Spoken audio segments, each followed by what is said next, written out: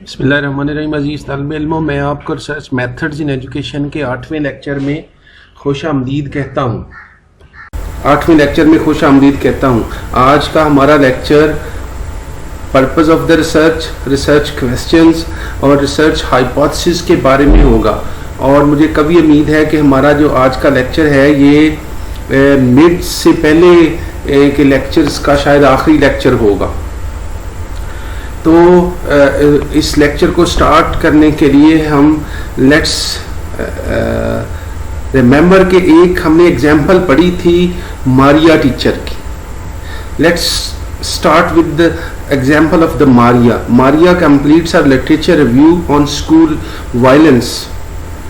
I would like to study the reasons why students carry weapons in high school. This is an example of quantitative research statement. For her research study at the university, Maria needs to write a statement that advances the overall intent of her study, a purpose statement as well as research questions. The form of her purpose statement and her questions will reflect her decision to engage in quantitative or qualitative research. Maria ने इससे पहले literature review अपना पूरा कर लिया हुआ है और लिटरेचर रिव्यू उसका था ऑन स्कूल वायलेंस। अब वो ये जानना चाहती है कि why students carry weapons in high schools. ये वो एग्जाम्पल या ये वो सवाल होगा जिसका वो अपनी रिसर्च में सवाल तलाश करेगी और उसकी रिसर्च क्वांटिटेटिव रिसर्च होगी। और by specifying the purpose of the research and the research question she would able to specify the purpose of the research of a research.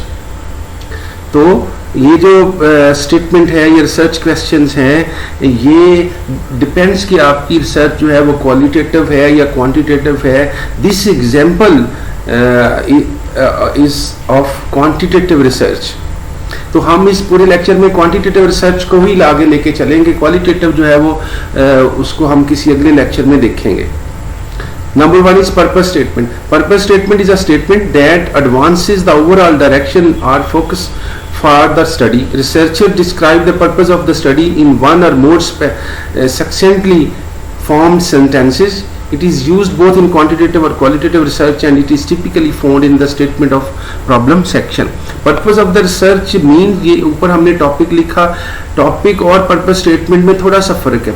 Purpose जो टॉपिक है उसमें अजीज तालिब इल्मों वर्ड काउंटिंग तक होती है, punctuation, full stop, comma वगैरह का मतलब, colon, semi colon का बाकायदा मतलब होता है। पर्पस स्टेटमेंट में रिसर्चर के पास थोड़ी सी आज़ादी है कि वो अपने रिसर्च प्रॉब्लम को थोड़ा ज़्यादा एक्सप्लेन कर सकते हैं by using some more sentences. तो इसको हम फिर स्टेटमेंट ऑफ द प्रॉब्लम की शक्ल में या पर्पस स्टेटमेंट को की शक्ल में जानने की कोशिश करेंगे और ये आमतौर पे स्टेटमेंट ऑफ द प्रॉब्लम वाले सेक्शन में इसको हम लिखते हैं।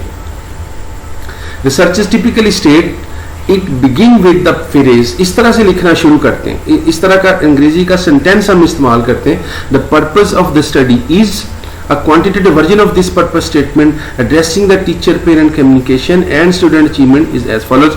इस तरह के फिक्रे लिखना शुरू, किस तरह के फिक्रे से स्टार्ट लेते हैं। एग्जाम्पल मैंने नीचे लिख दी है। The purpose of the study, this study is to examine the relationship between use of internet communication between teachers and parents in Multan district and student achievement on test in high school social studies. थोड़ा सा लंबा फिक्रा है लेकिन हम purpose of the statement इस तरह के फिक्रे से लिखते हैं। आप अपना टॉपिक जो है वो इस तरह से स्टार्ट लेंगे, the purpose of the study is to, आगे आप अपना टॉपिक जो है उसको एक्सप्लेन करने की शक्ल के अंदर लिख देते हैं।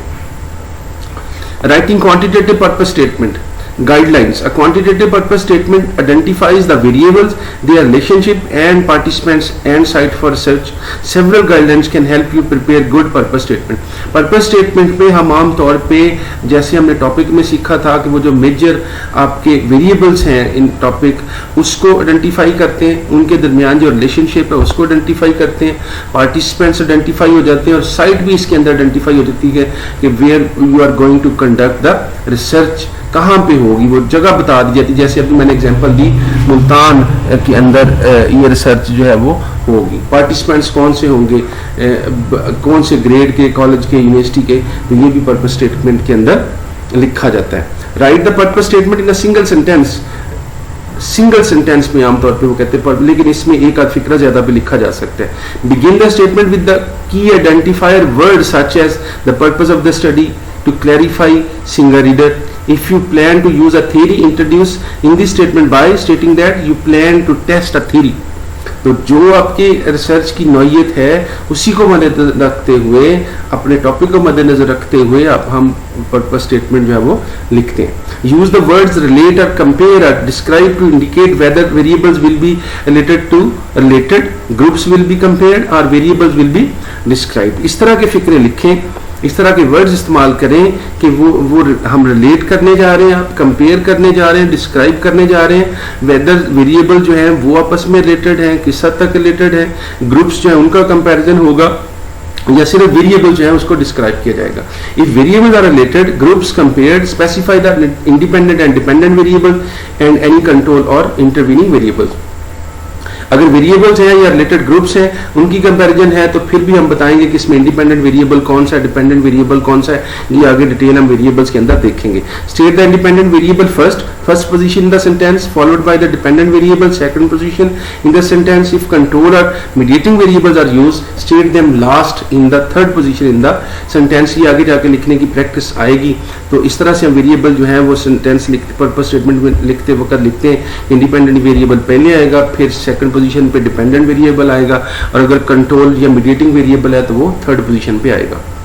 Maria might write the purpose statement with control variables in the third position. The purpose of the study is to relate student misbehavior factors, fighting, independent variable, position 1, to attitude toward weapons, possession, dependent variable, position 2, for student in district high schools participant site controlling of gender, grade level and race, ये position third आ जाएगी। तो आप भी इसी तरह से purpose statement लिखेंगे कि पहले इंडिपेंडेंट वेरिएबल आएगा, फिर डिपेंडेंट वेरिएबल आएगा, फिर उसका मीडिएटिंग या कंट्रोल वेरिएबल जो है उसको लिखेंगे। मुझे उम्मीद है कि आपको पर्पस स्टेटमेंट अगर आप खुद से 2-4 दफा 10 दफा लिखेंगे तो आपको लिखने की प्रैक्टिस हो जाएगी। Now let's have the research questions. Research question जो है वो रिसर्च को मोर स्पेसिफिक कर देते हैं। नो डाउट कि पर्पस स्टेटमेंट भी उसको करती है, लेकिन ये तो फिर सवालिया अंदाज में हम उसको रिसर्च को बता देते हैं कि हम आगे जाके कौन कौन से सवालों का जवाब तलाश करेंगे। Research questions are questions in quantitative or qualitative research that narrows the purpose statement to specific question that researchers seek to answer. Researchers typically develop them before identifying the method of study, the types of data to be collected, analyzed and interpreted in the study. Unlike the single statement found in the purpose statement, researchers typically state multiple research questions so that they can fully explore a topic. Purpose statement हम एक फिक्रे में, एक paragraph में लिखते हैं, लेकिन research question जो है वो more than 5, 6 to 10 research question हो सकते हैं। हम उतने रिसर्च क्वेश्चन बनाते हैं कि हमारा जो टॉपिक है वो फुली तरह से एक्सप्लोर हो जाए, उसके अंदर आ जाए। इतने सवालों का जवाब अगर ले लेंगे तो जो कुछ हम करना चाह रहे हैं वो उसके सारे के सारे सवालों के जवाब आपको मिल जाएंगे। The research questions are typically at the end of the introduction of the statement of the problem section are immediately following the review of the literature। तो ये हम लिखते हैं स्टेटमेंट ऑफ द प्रॉब्लम के बाद या रिव्यू ऑफ द लिटरेचर के फौरन बाद। इस तरह से सवाल हो सकते हैं। Do parent teacher internet communication affect student performance in the classroom.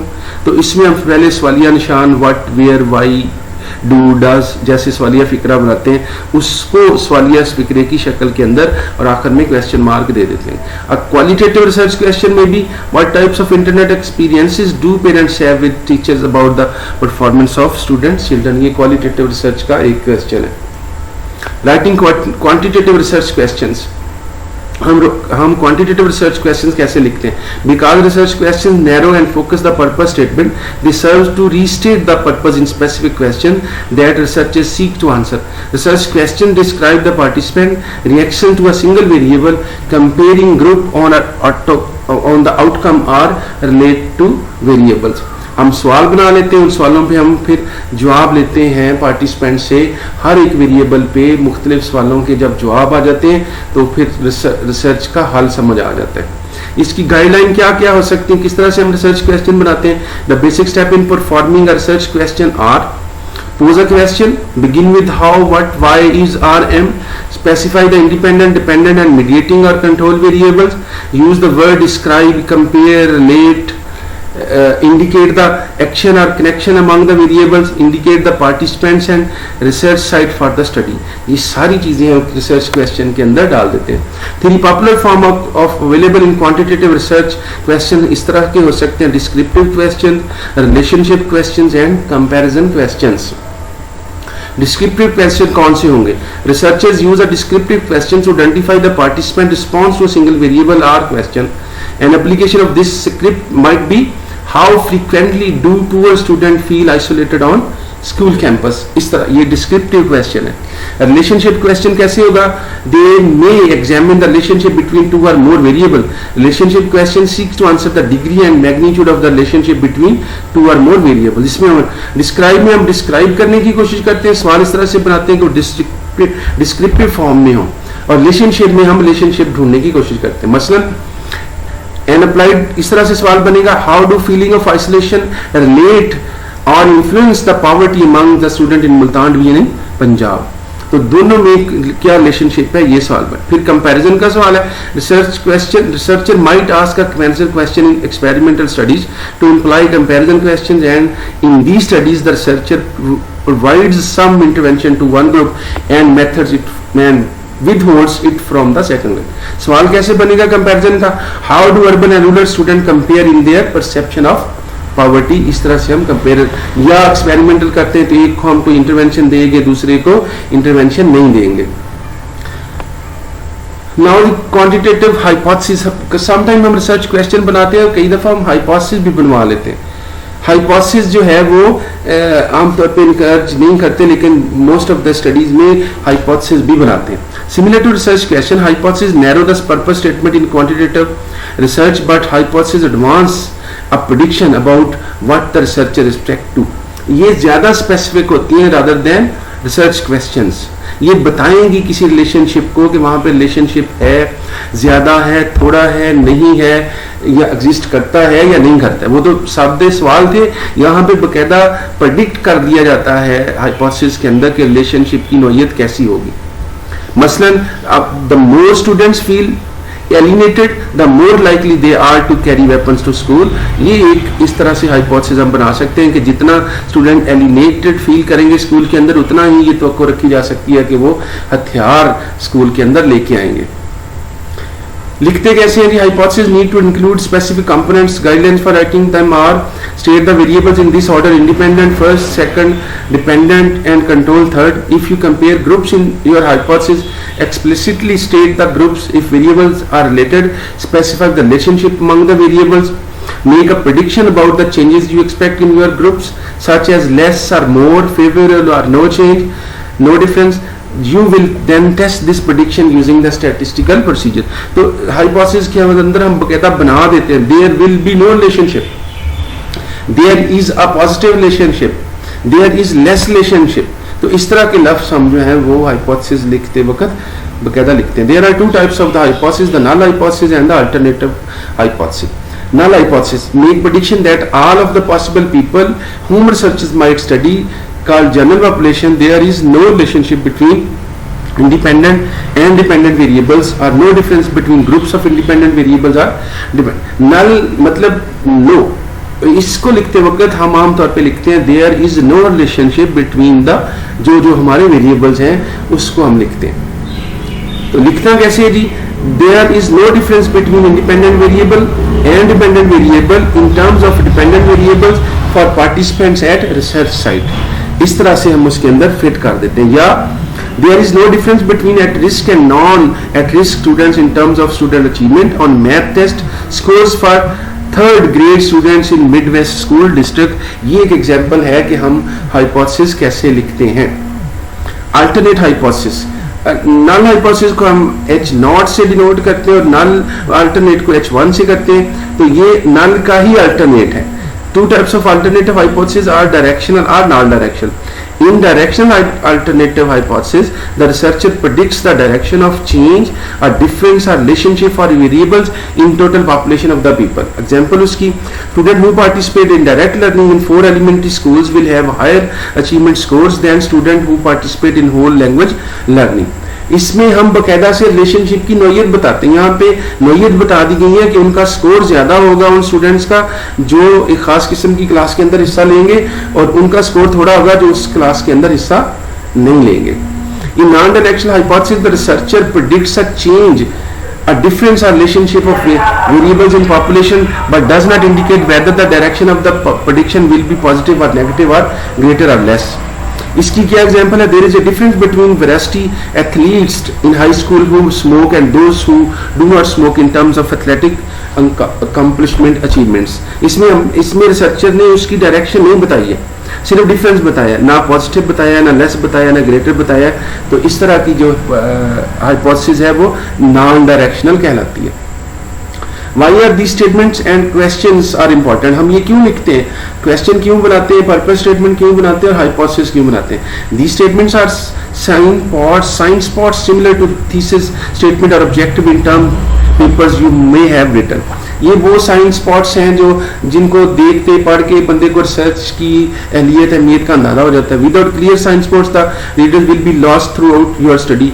उसको अंदाजा नहीं होगा कि आपने क्या इसके अंदर तलाश किया है और क्या आपने इसके अंदर ढूंढा है। They simply will not know the central idea addressed in your study. You can also identify the most appropriate method for collecting data from the purpose and the question. हमें पर्पस स्टेटमेंट और question ये भी बता देते हैं कि हम data collect कैसे करेंगे। They also provide key components for understanding the result of project. इसमें जब हम वेरिएबल्स ढूंढते हैं तो इसका मतलब हमने वो कंपोनेंट्स ढूंढ लिए जिसपे हमारी अंडरस्टैंडिंग उस प्रोजेक्ट के अंदर होगी।